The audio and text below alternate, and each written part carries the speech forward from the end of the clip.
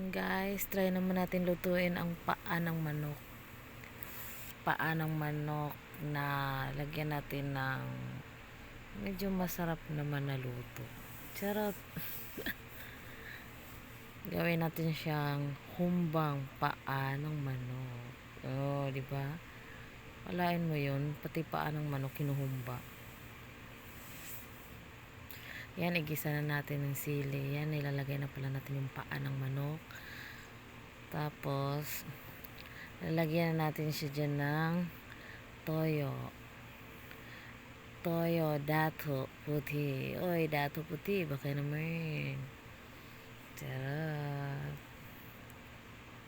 Yan, tas haluin lang ng haluin.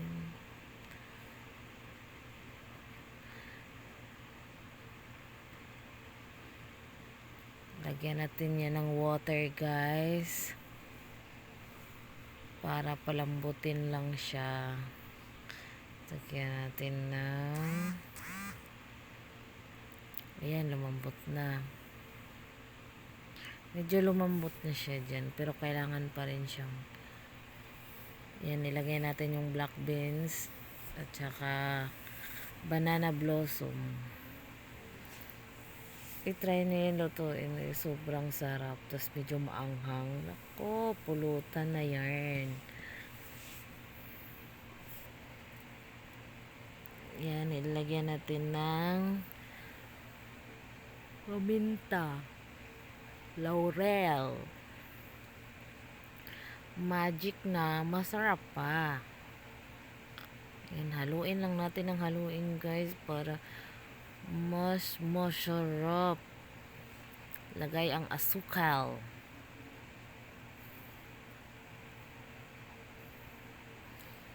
Yan, medyo malambot-lambot na talaga siya guys, pero kailangan natin siyang patuyuin konti para mas masarap na malapot na yung sabaw.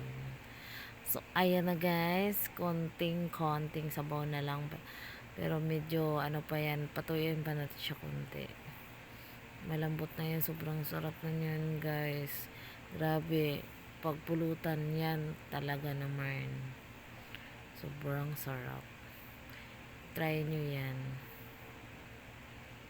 Lutuin. Pwede rin ako magluto sa inyo. Charot. Simpleng ulam pero masarap. Yan, pinatuyo-tuyo lang natin siya konti dyan para mas masarap, mas malasa, mas bongga.